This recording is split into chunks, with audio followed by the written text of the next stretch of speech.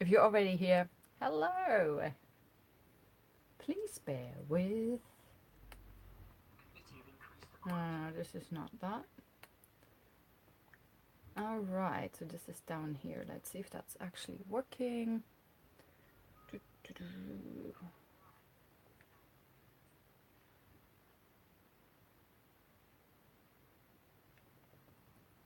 I'm not so sure what it's doing. Alright, it seems to be doing. I can hear myself. Okay, so as soon as it's 8, we're gonna go for it. I'm ready, and it just went kaplink 8. Hello, it's 8 p.m. on a Thursday evening here in the UK, and you all know what that means. It's time for I Love Cinema with Mel, which is me, and I'm here with my trusty cup of tea already. And I already checked that you should be able to hear me and see me and just all of those things. So welcome. Today, in case I should really do some advertisement like for teas, like it's not even Twinings. I used to be such a Twinings person. I can't believe that my first tangent is going to be about tea. Well, I am in Britain. Anyway, let's talk about tea sometime later. Today is a bit of an indie hour.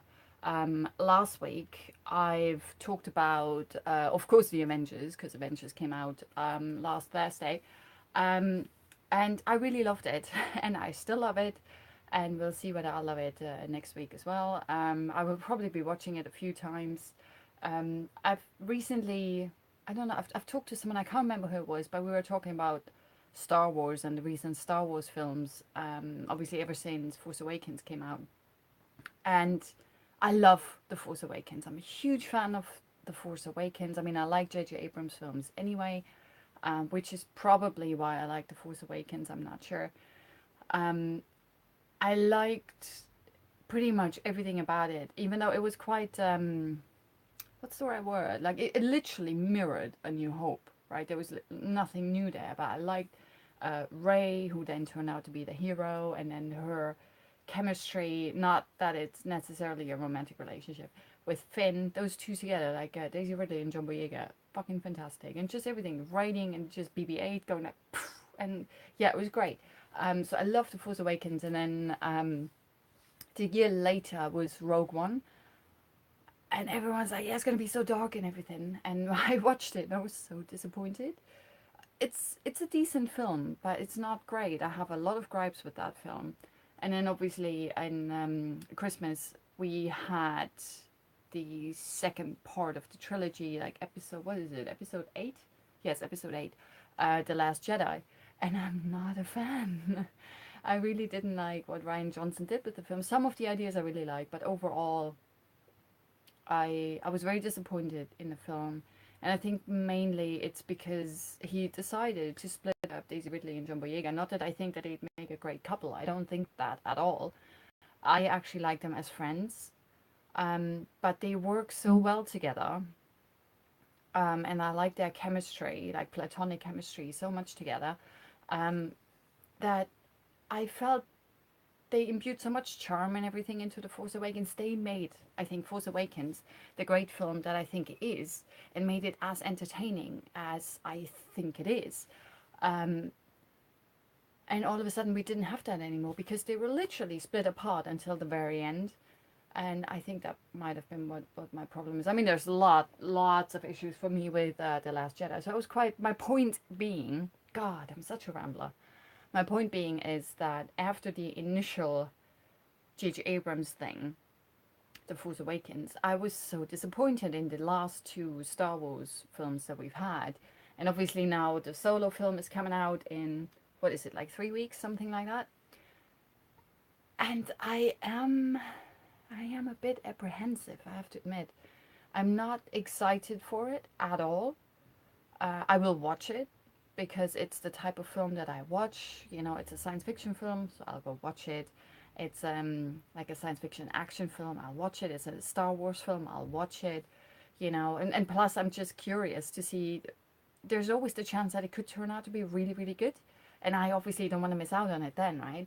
So I have to go and see it anyway. But I feel no excitement whatsoever.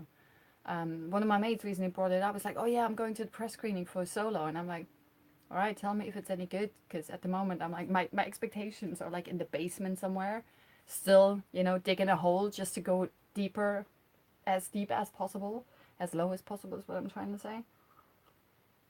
Because I'm just, I don't know. The last two I was disappointed, so I don't know. I'm not getting my hopes up. And now obviously with the Avengers, I thought it was quite good. So I'm like, maybe Marvel is going to be bad, like Captain Marvel is going to be bad, or the next Avengers is going to ruin that. Like Infinity War is like Force Awakens, and then the second part, is it Infinity War 2? I'm not even sure. A lot of people are complaining that it's an unfinished film, like at the Lord of the Rings. You know, the first Lord of the Rings came out, and people were like, it's an unfinished film. It's like it just stops. What the fuck is going on with this film? It doesn't have an ending. I was like, it's based on Lord of the Rings. That's 3 books. There will be 3 films. I was like, what? No one told me that.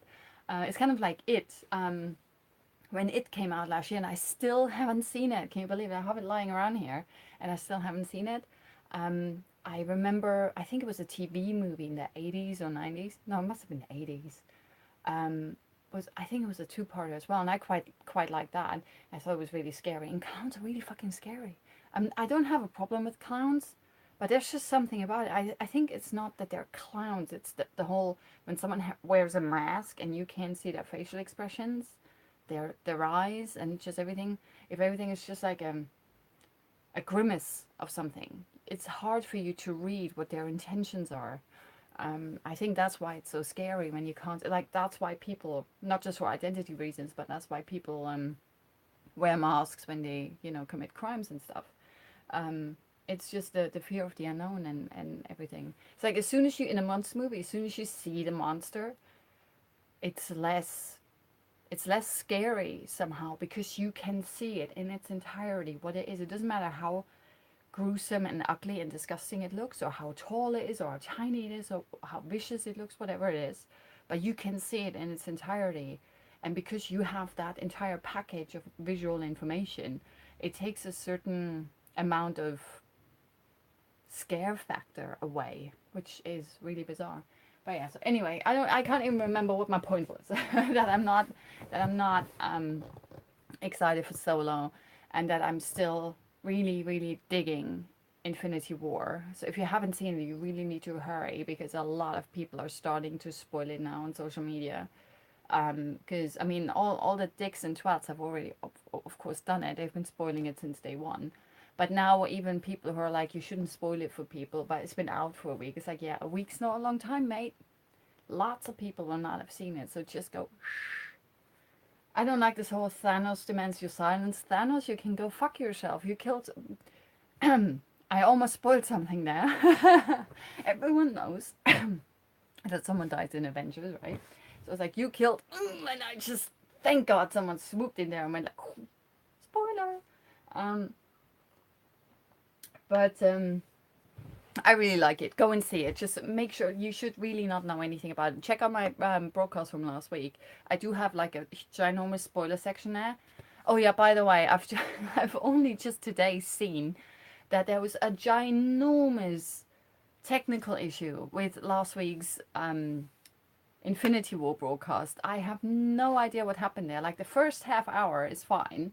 Like, I was having technical issues anyway, so after 5 minutes, I think I stopped the broadcast and I started again because there was an issue, even though apparently the person who was watching was telling me it's like everything was fine. But then half an hour later, half an hour into the broadcast, for whatever reason, I can't remember what it was, maybe the internet cut out, or I have no idea what happened.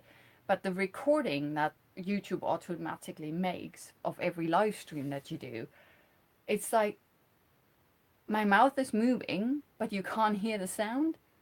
And then the sound comes in a bit later. Or is it the other way around? I can't remember. And even the sound is all distorted and jumbled. I have no idea what happened there. But apparently on the broadcast itself, it was fine. I was checking with my mate who was watching. And she was like, no, there was no issue. You had one drop, but you came back like a few seconds later. And I was like, maybe that's what caused it. So if you can, I don't know, I talk a tiny bit about Infinity War before everything goes to shit.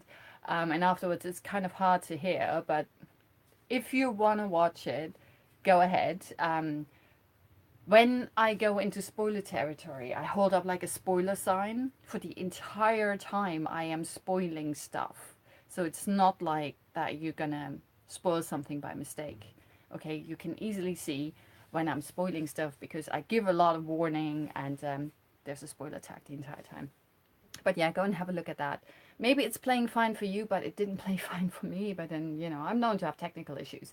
Anyway, so today I just want to quickly talk about two trailers that I've seen. One I've literally just watched called The Kin or just Kin, about two brothers, and one of them seems to find some kind of a weird gun somewhere. I'm not sure if it's from aliens or some weird governmental new type of technology issue, whatever it is. And then all kinds of shit goes wrong. But it looks kind of fun and silly and stupid. But the one that I really, really like, and that's one that we've probably, or you've probably heard of for potentially up to 19 years, it's the new Terry Gilliam film. Terry Gilliam fan. I am a fan, sort of Terry Gilliam. But his new film is called The Man Who Killed Don Quixote, or Don Quixote. I'm not actually sure how you pronounce that. And it stars Adam Driver and Jonathan Pryce. And why you might have heard of this for like almost 2 decades is that this film, I think, is the film that's been in development hell the longest ever. I think Gilliam has been trying to make this film for like 19 years. He has at least a handful of tries to get this film made, like with cast and producers and everything attached, and then just everything fell through. So now there's a trailer, so this film has actually been finished now. And it looks fantastic. You need to check out the trailer. So, The Man Who Killed Don Quixote. So it tells the story. Let's see, I've got this off Wiki, I think. Tells the story of a deluded old man who is convinced he is Don Quixote and who mistakes Toby, an advertising executive, for his trusty squire Sancho Panza. And that guy is played by Adam Driver. And Jonathan Pryce is playing the guy who thinks he's Don Quixote. And the pair embark on a bizarre journey, jumping back and forth in time between the 21st and magical 17th century.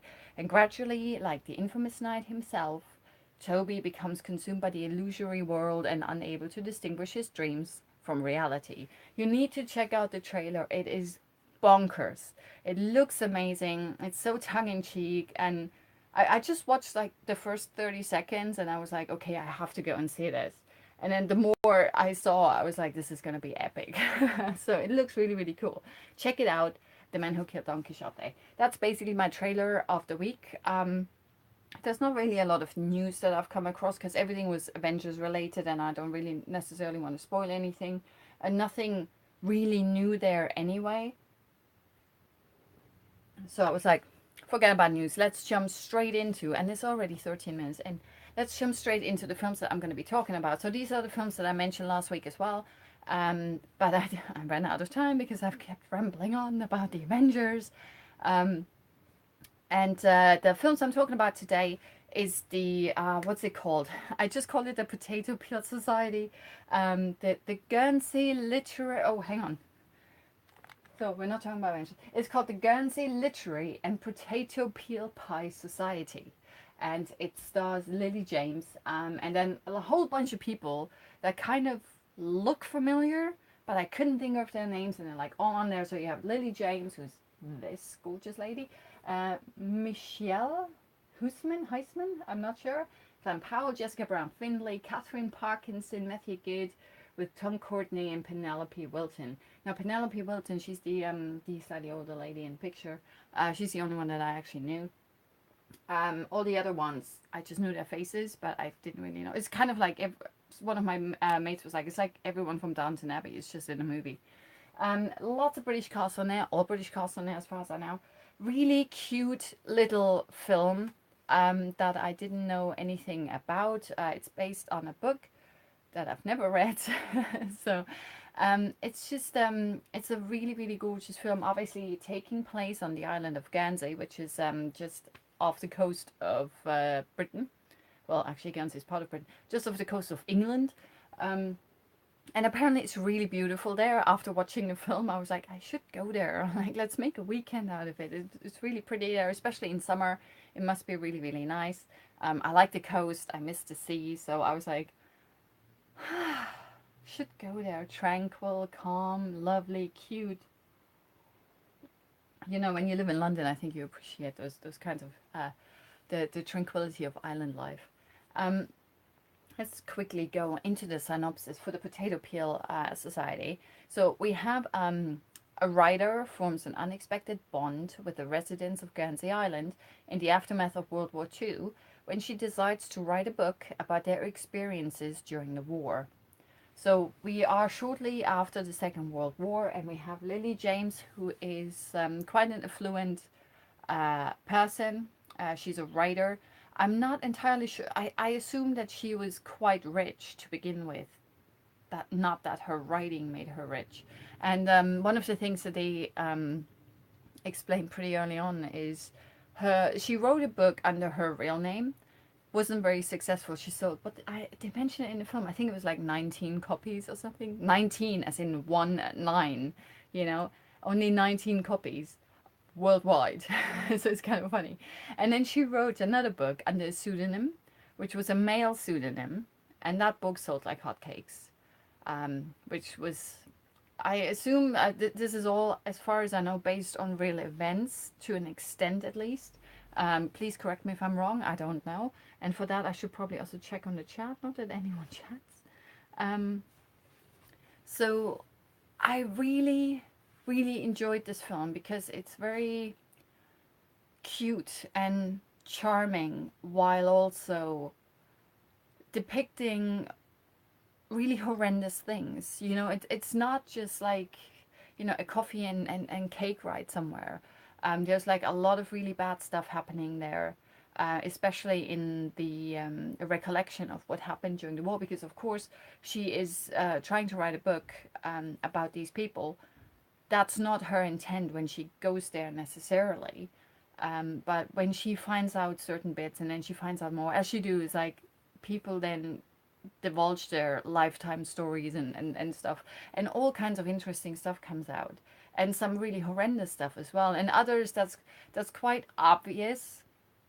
There was something there where I was almost chastising the film. It's like, why are you doing this? This makes zero sense. This is ridiculous. This is like not necessarily a plot hole, but it's silly and stupid, and you just didn't put a lot of thought into casting a particular role. And then later on, it's revealed that it actually makes perfect sense that the role is cast the way it is cast, because it becomes a plot point. And I really enjoyed that about it. It's like it's so obvious, but I didn't see it coming. I thought it was a mistake. Um, it's something to do with who plays the child of whom, and how that potentially doesn't look as genetically possible as it could be. Um, but overall, I really enjoyed it because the pacing is not necessarily slow. It takes its time, but it's not boring at all. There's always something that keeps you interested and engaged. Lily James is actually really good. I forgot her character's name. Oh, I can't remember now. Bugger, that's not good. Let's have a look. Does it say? Oh, here. Her character's name is Juliet Ashton. That's what it is. And Matthew Good, is it Good or Goody? Because he has an E at the end, and I'm never sure. It's like, do you pronounce it? It's a silent. It's like, Matthew, can you call me and just let me know how to pronounce your last name, please? Thank you very much. He plays her literary agent. So he's always concerned about her going on like some publishing tour for her book. And he got her an assignment to write an article for the Times, and that's sort of why she goes to Guernsey, sort of. And it's kind of like all little coincidences that just all come together to make this great story. And then when she finally gets to Guernsey, and everything is just slightly, not necessarily backwards, but everything works slightly different there because it's on an island and it's kind of detached from the mainland, and you can always tell, and everyone knows everyone, and people know each other's secrets, and they're not going to tell, but they're going to like allude to things, and so you're like, oh, wait a minute. So the ears just go, wait, what was that? And then of course she's a writer, so not necessarily an investigative journalist, but she's interested in things. And the more you hear, the more you're like, wait a minute, there must be more to that. And all the characters, like, it doesn't matter who it is, they play all the actors play their characters really, really well. I was very engaged by that. Even the ones where you kind of like you're supposed to dislike them or even hate them. They do their job so, so well. And like every tiny side character is really, really interesting and charming. And I absolutely loved it. And because obviously quite a lot of things are very obvious there. It's like you have, what was his name? Da, da, da, da. Oh, it's Michael Hussman. I have no idea. He writes his first name in a weird way. I don't know. I'm not sure. He plays a character called Darcy. And just by the way he looks, he has this ruggedly handsome rogue look. Kind of like your typical leading man. He isn't a proper aristocrat or something. Um, and you can just immediately tell that he's going to be the love interest of the story. So when he kind of like starts corresponding with her while she's still in London, I think he initiated correspondence because he found her information in a book she wrote or something like that. I can't even remember. But as soon as he appears on screen, you can just tell. It's like, there's our male lead, just because of the way he looks. So it's like every now and then it would be nice to have maybe Quasimodo be the male lead, just because it's not so obvious. But it's just a really darling little film. One of the things that I really enjoyed is in like the first 5 minutes or something, I think. They explain why it is called the Guernsey Literary and Potato Peel Pie Society. Because that's one hell of a fucked up name, isn't it? It's like, what the heck? Who thought of this? And it's like, people know, it's like the makers of the film kind of knew. It's like, people are going to go, it's like, what's with the name, man? Like, what gives? So the film starts out explaining how that happened and why it's called that. And I thought it was hilarious and interesting, and at the same time setting the scene for the backdrop, like of the historical stuff, like all the flashbacks that you find out later on as she's digging through people's history. Because it's a few years, I think, is it 2 years after, a few years? Really, really close to the end of the Second World War. So obviously all this shit is like still ingrained in people's brains, and then it's like under their skin. And Guernsey was an outpost of the German army. So of course they had an entirely different life and relation to the war and to the Germans than someone from London would, because the Germans never set foot on the mainland. So they will not be able to really fully understand what it was like to have lived under an occupying force. I'm not sure how long it was. I can't remember. Was it like 2 years or something? It was quite a while that the Germans were in Guernsey. And I can't even imagine what it must be like to have a foreign power dictate how you live your life. And it's kind of weird, because I grew up in Germany after, obviously after the Second World War, but we have, before the independence, before the reunion, we had occupying forces from France, Britain, America, and Russia. And obviously the, what was it called? The Democratic Republic of Germany, or whatever that's called in English. The former East of Germany was the entire Russian sector, which was very militant. There was like a lot of shit happening over there. And where I lived in the West, it was a lot more liberal. And the area that I was in, we had a lot of US soldiers. So I think we might have been part, even though we're really close to the French border, but I think we were part of like the US area. And yeah, we were quite lucky. So we were, not that they were occupying forces, but they were kind of like making sure that we're not misbehaving again after starting 2 world wars, kind of a thing.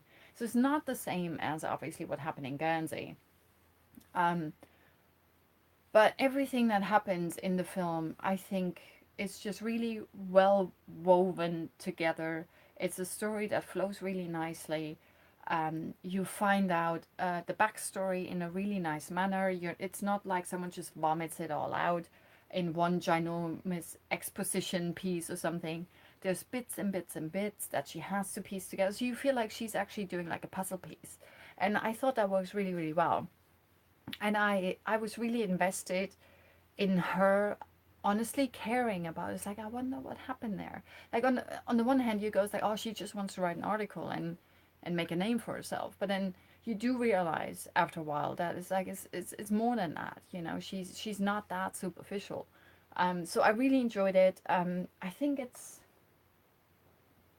like a 2 hour movie. It doesn't say. So it's not mega short, but even though it is quite calm and tranquil, there's a lot happening there, and there's a lot of characters you can care about. Everyone's kind of quirky, especially like this one. Can't remember what she was called, but she was absolutely hilarious. She's the lady on the island that brews, or however you call that, her own gin. And she did that during the occupation as well. And how you find out, I'm just going to tell you. I mean, it's in the first 5 minutes. Let's just agree that that's not a spoiler, okay? How this film gets its title. So we're in Guernsey, and the German forces have already occupied Guernsey, all right? And of course, everyone, like all the British people, are not too happy about it, understandably. And it's late at night, and they were somewhere, some people together, were at the beach somewhere, and I think they had some gin, and they had some pork, and basically the islanders were not allowed to eat any kind of meat because that was supposed to go to the Germans. So the islanders were told, us like, here are some potatoes that you can farm, or whatever you call that, you can cultivate to eat, but all your animals, they're going to us. We're going to eat all the pigs and the goats and the whatever, right? But for whatever reason, they got a hold of a pig, and so they did like a round robin to a couple of people that knew each other, because the island is very, it's not like one ginormous city somewhere. It's like some people here, some people there, and people there are a bit more on the outskirts. They got together, I think it was like 5 people, um, and they had this pig together, and they were just feasting on this pig, and they were just walking by, and obviously, like I said, that the lady is doing her own gin, so the older chap was quite inebriated, and they were walking back, and they were trying to be quiet so the Germans are not going to find out. And of course they're going to find out, so they're just like all standing there while they're surrounded by a patrol of German soldiers demanding to know what the fuck they're doing, because it's past curfew, what's going on. And so one of them goes, they basically chuck it all together. One person goes like, we're a book club. And then someone else goes like, yes, we're a book club, whatever it is. We're the literary society. And then it's like, so we're not aware that there's a book club here in Guernsey. Are you registered? It's like, we haven't had the paperwork yet, or something like that. So they literally, like, for all the 5 people kind of go like, we're the Guernsey literary society. Someone else, like everyone, like every single person says one word. We're the Guernsey literary. And then the drunken guy, he made a potato peel pie because that's all that he had left. And it tastes disgusting on all of that, but he wanted to bring something to the pig fest. So he made a potato peel pie. And he was drunk, and he was like, potato peel pie. So it's like the Guernsey literary and potato peel pie society. And you're like, okay, you have to register your book club tomorrow. And that's kind of how the name came out. It's like, we're a book club. Okay, so we're obviously in Guernsey, and it's the Guernsey literary potato peel pie society. And that's kind of how it happened. And I was like, it's kind of cute, but also like, you could have also been shot just now. And I was like, fuck. So that was really cool. It's a really charming and intimate film. It goes a bit cliche at the very end, like very, very end. But by then, I was totally enamored with it. I loved the characters, and everything was just cute and beautiful, and all of that. And the performances were great, and the setting was great, and just everything. I had so much fun with it that I was kind of like, nah. It's very cliche, but who gives a shit? It's fine. It's cutesy. And the funniest thing was, I went to see this. I went to see this today. I went to see the Avengers. So before I saw the Avengers in the morning, well, early morning, early afternoon, I went to see this, and I literally, I shit you not, I had the entire cinema to myself. Afterwards, as I was walking out, I was like, not a lot of people. Wow, I'm literally alone here. I had the entire cinema to myself to watch this film. Now, not trying to say that that's kind of an indicator whether this film is any good or bad. It was a Thursday at I think at lunch. It was actually lunch, or it was like 11:50 or something that I was watching this film. So don't let that fool you. It's a really, really cute film. I'm not sure, obviously, how it stacks up to the book because I do not know the book, and unfortunately, I also do not know a person who would know the book, so I could ask them. But as a film, as a standalone film, I think it works really well. It depicts occupation, um, not in a gruesome way, but it still tells like there's some shit that happened in that occupation, um, and some shit that happened after. Like it's not all a happy ending. So don't think just because I'm saying it goes a bit cliche at the end that it has a mega happy ending or something. Um, but certain bits that happen there, they were not shying away from also showing you, or at least mentioning some of the shit that happened. And I really like that. So overall, I think this was a really good film. Really enjoyed it. I was surprised by that because I thought I was just gonna watch it and go like, yeah, well, that was alright. You know, whether you watch it or not, no one really cares. But I think you should watch it. It's really good. It's not necessarily even like a women's film or something. It just really works. It keeps you engaged. I wasn't bored. I think a single scene in that film. There was always something that kept me going. Whether it was you found out a new tidbit about what had happened, or there was some charming little character, or like that lady who bruised the chin. She was my absolute favorite. She was wicked, and just like little bits. It's full of little details, charming little details that made me fall in love with this film every 5 minutes. And I think that's not an easy feat to do, and the film really succeeds in that. So I think you just need to go and check it out yourself. If you don't like it, let me know why. Let's talk about it. But overall, I think this is definitely worth a watch. If you've read the book, let me know how it stacks up. And after that, so now that I'm saying it's like, go and see this. Let's talk about a film where I literally didn't know what the heck it was about, other than it was about a comedian from the 70s. That's all I knew. And I was like, that doesn't really sound like something that I would watch. It sounds really weird, potentially really boring. I'm not necessarily a fan of stand-up comedians because they can be very hit and miss. I mean, one of my mates is a stand-up comedian. She's hilarious. But every now and then people go like, oh, you need to see this. And I watch it and I'm like, yeah, was nice, but it wasn't really laugh out loud funny or anything.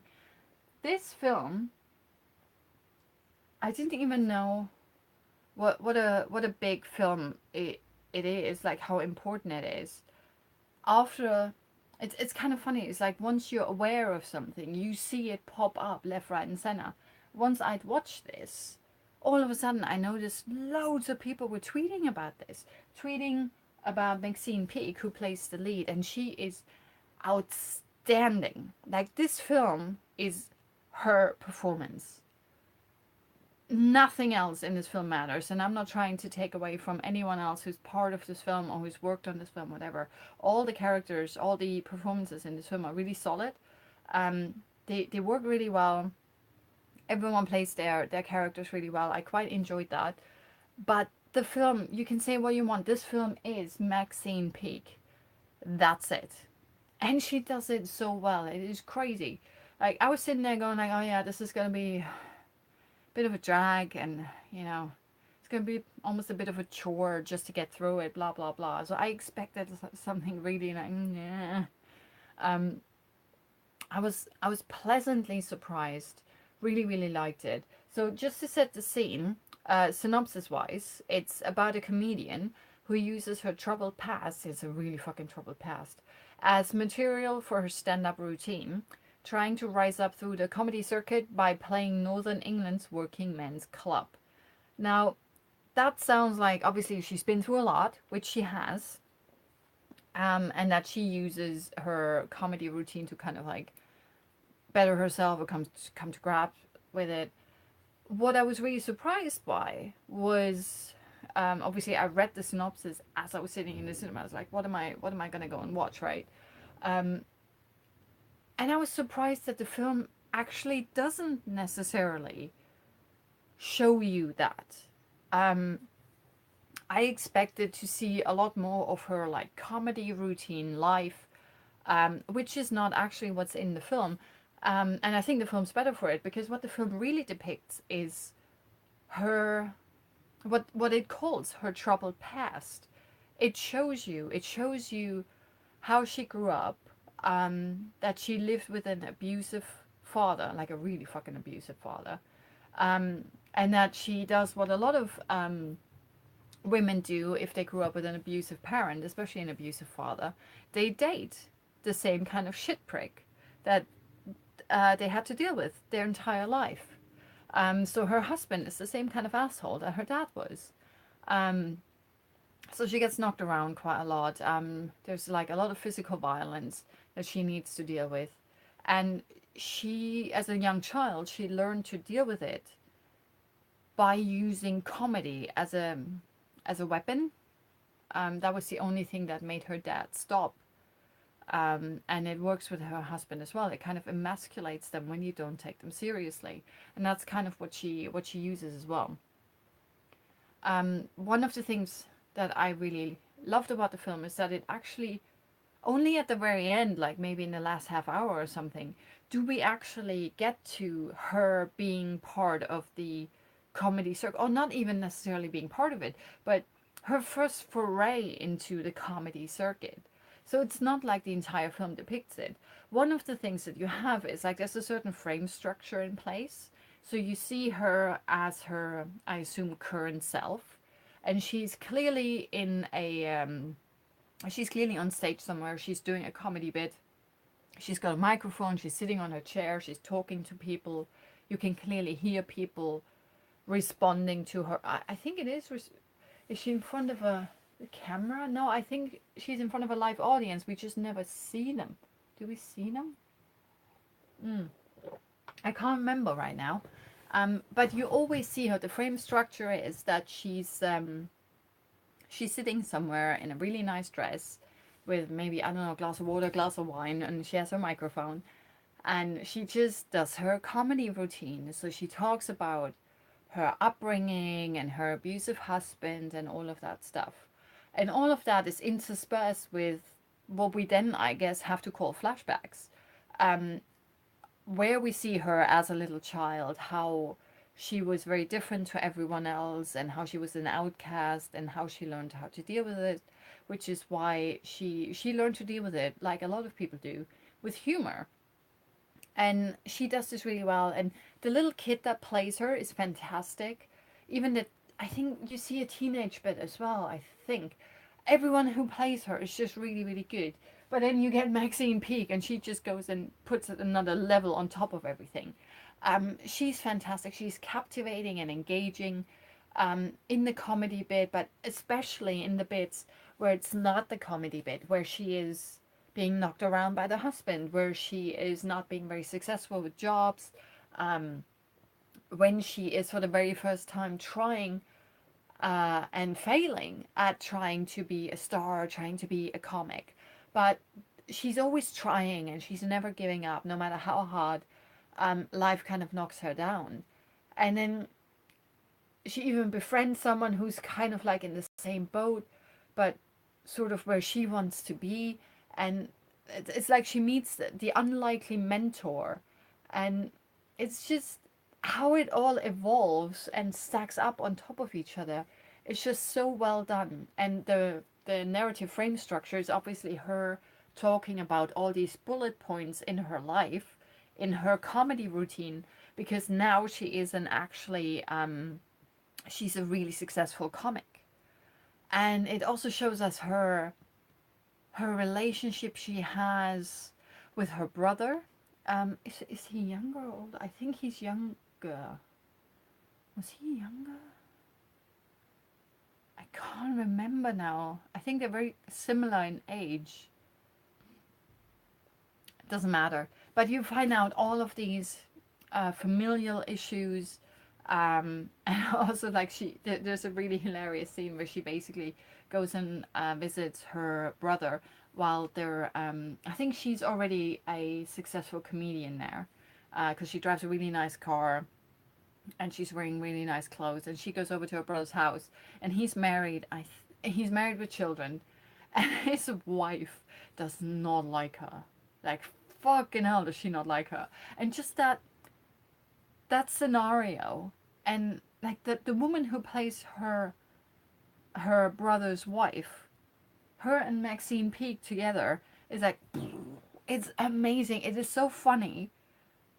That is, it's absolutely brilliant. It's just for that scene alone, you have to go and watch that film. And there's plenty of other scenes in this film, why you have to go and see it. And I saw something, like I said, it's like, after I'd seen it, all of a sudden, like, I noticed everyone was tweeting about Funny Cow, and for whatever reason, earlier, like days and weeks before that, I hadn't even picked up on this name whatsoever. And then someone tweeted that Funny Cow could only be made because of a male star that they got attached to it. And I'm not entirely sure. Oh, it must have been Stephen Graham. Stephen Graham is in this. Or maybe it's Paddy. Must be Stephen Graham. I'm not sure. But one of the male... it said film could only be financed because of the male lead that's attached to the film. And I had just seen the film, so I replied and I was like, who the fuck is the male lead in this? There's only one lead in this, and that's Maxine Peake. Who the fuck's the male lead?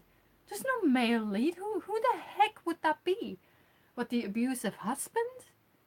Or the mentor? There's no other lead. Seriously. There's just supporting players and Maxine Peake. That's the film. And I was like, who the fuck's the male? So if anyone can find out who the fuck the male lead is in Funny Cow, let me know. And apparently that person was needed to get the fucking thing financed, because for whatever reason people didn't think that this film would go on to be very successful. And it's like, what the heck's wrong with you people? Seriously. Anyway, so we've got, I think this is from The Guardian, Maxine Peake blazes, her anti-heroin explodes like firework. And that's true. A Bruised Beauty of a Score by Richard Hawley. Oh yeah, that as well. It's like the music's amazing.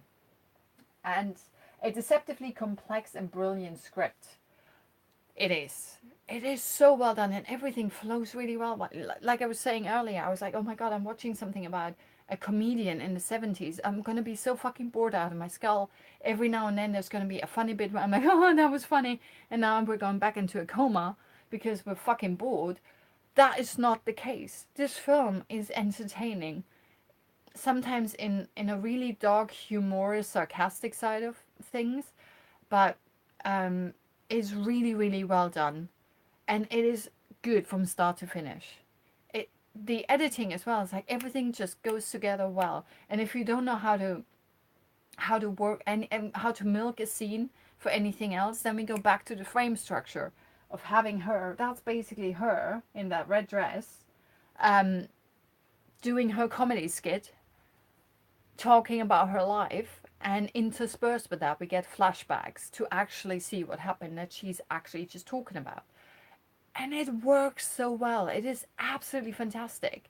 And her performance is just brutal and brilliant and gut-wrenching. And you're just like, why can't you just be happy with this crap? It's like, no, it's because you know there's more out there for you.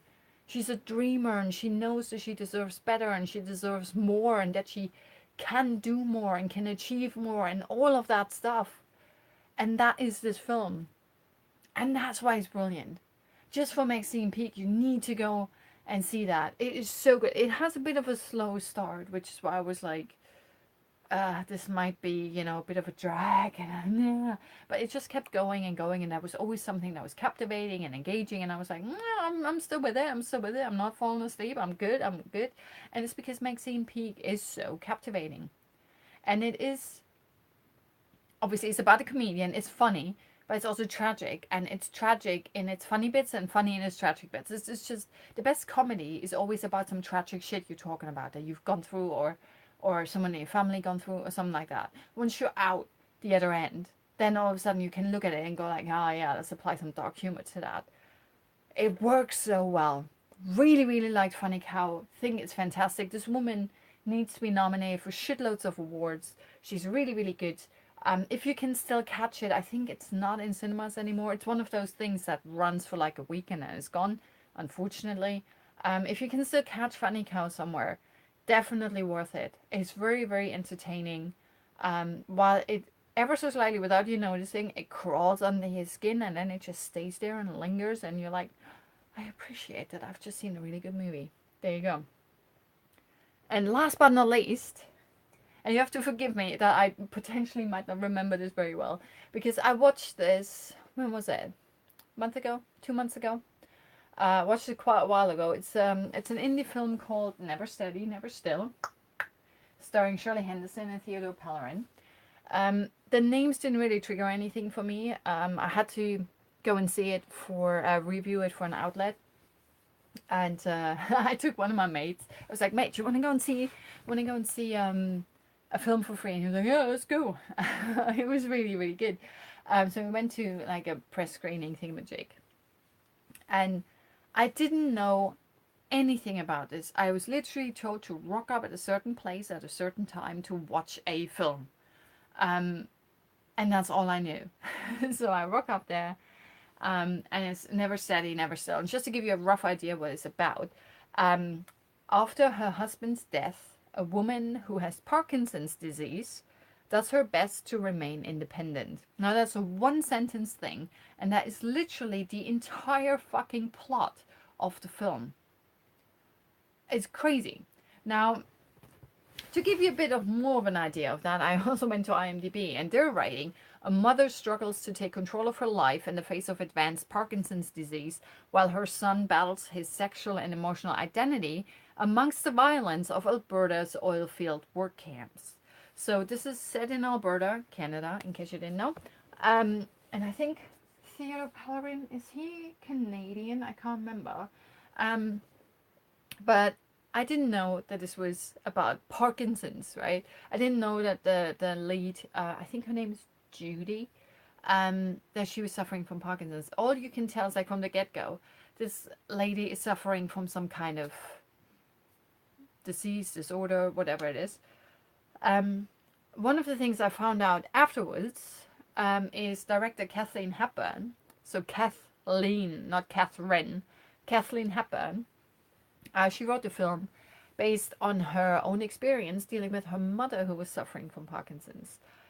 So this is an account of kind of like true events, or inspired. You can say it's probably inspired by true events. And Shirley Henderson is absolutely fantastic in this role. The entire film, I was watching, I was like, I know this woman. I have no idea why, but the face looks really familiar.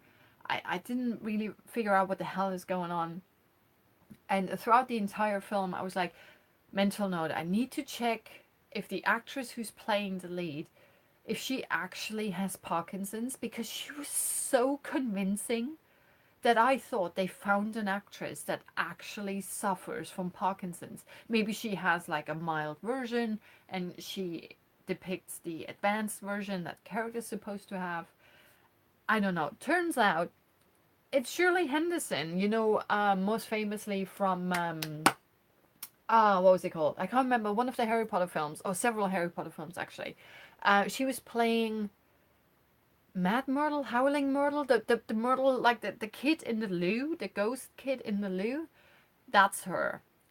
And this lady is, I think, she must be in her 40s now, I'm not sure. But she was in her 30s when she played Howling Myrtle, or whatever the character's called, I can't remember. She was in her 30s when she played a teenager in Harry Potter. And I'm like, crazy. And she's just one of those really tiny, petite kind of people. It's fantastic. And she's so engaging and captivating on screen. You just can't help but stare at her and want to see what she's doing next.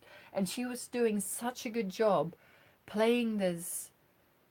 I thought really hard to identify how old she was anyway. It's like, is she in her late 20s? Is she in her 30s? Is she already in her 40s? I have no idea.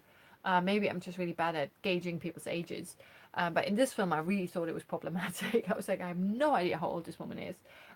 You meet her husband as well, and he struck me as someone who'd be in his 40s. He's quite a tall, burly guy, and they're living outside of a small town. So they're living at a lake somewhere, and I think they never really tell you where the nearest neighbor is, but it's really far away. So they're in the middle of nowhere. They need a car in order to go to the nearest town to do like grocery shopping and all of that stuff. So they're really far away from civilization. And civilization is not a big city, it's a town, a tiny town, potentially a borderline village. Yeah. So they're in the middle of nowhere, somewhere in Canada, well, Alberta. Um, and they have a teenage son. I think, how old is he supposed to be? Like 18 or something like that. And he's not very successful in school and stuff. And I think he didn't get accepted to college or university. And so his dad goes like, well, mate, then you better fucking work. You got to do something. So he starts working at an oil field, and he's not really enjoying it. And he has to he can't live with his parents while he's doing it. So it's like living on an oil rig somewhere out in the middle of the ocean. You're just gone, right? It's like you're in exile somewhere and you have your own little thing that you have to deal with now. So he has his life there while his mother and his dad are, keep living where they are. And it's just, I don't want to give too much away because there's like a lot of shit that happens in this film. Um, that she already has to deal with her advanced Parkinson's, not just Parkinson's, but advanced Parkinson's. And her husband kind of takes care of her and helps her and stuff because she can hardly carry a shopping bag because her arms go like this. It's very uncontrollable. She has to take her meds all the time. It's like it's really hard for her even just to walk, let alone do anything around the house. And then of course, something happens to the husband, and all of a sudden she doesn't have anyone there. Her son has gone somewhere to work, and her husband's incapacitated and no longer in the picture, and she has to sort out her life, right? But instead of asking for help, well, to be fair, there's not really anyone around, right? One of the most gut-wrenching scenes for me was where I was really tensing up, and I was like, oh my god, what the hell is she doing? This woman with advanced Parkinson's, I don't know if that's a spoiler. Potentially a spoiler. Potential spoiler, okay? Potential spoiler, just in case, alright? So this woman gets into the truck, into her husband's truck, to drive to the town so she can do grocery shopping. Basic shit, like grocery shopping. It takes her forever just to get into the car. And then she drives there, and obviously, her hands do this every now and then. She's trying to steer through traffic. Thank God there's not a lot of traffic, right? So she makes it to whatever they call the supermarket. And she does really basic shit. Get some groceries and stuff. And just even to get the bags into the car, I was just like, I was just clenching everything. It's like every single muscle in my body was tense just watching her do that. I was like, holy shit. And she does it. And then she drives the car, and it takes her forever because she can hardly control her limbs because of Parkinson's, right? But she does it. She rises to the occasion. She rises to it. She didn't ask for help. She just goes like this, I have to do it now. So she fucking does it. And then she even gets stopped by a cop on the way back. And I'm not going to even talk about that. It's just, I was like, it was insane, right? So I thought it was akin to, you know, the whole thing in Rocky when he like does his montage and stuff, and then he runs up the stairs and he goes, yeah, yeah, I did it, Rocky, yeah, you know, all of that stuff. And that's how I felt like when she did grocery shopping. And when she actually managed to get the groceries out of the car and into her house. And I was like, oh my God. Not that I did that. I was at a press screening, right? But I was like, internally, I went, oh my God, she's just amazing. And I will never ever complain that I have to walk 5 minutes to the nearest supermarket when I just can't be asked to buy bread. You know, it's like that's one of the things that I really like about Never Steady, Never Still. This woman has to deal with so much shit, but she just does it. She's like, this is the cards I've been dealt with. This is what I have to deal with. I better fucking rise to the occasion or I go down. That's what it is, right? So I found it very, it's like a can-do attitude, and it's very life-affirming, and it gives you a really healthy amount of perspective. You know, it's like, I'm not suffering from Parkinson's or anything as debilitating as that. So I better shut the fuck up. If I go like, oh God, I can't be asked to go shopping, or why is no one cooking for me, or why is no one doing that? I have to do this, I have to do that. So it's literally like, psh, shut the fuck up. You don't have to deal with any of this shit. This woman does it without complaining, without the tiniest bit of a complaint. She never goes, why was I dealt this? Why do I have this?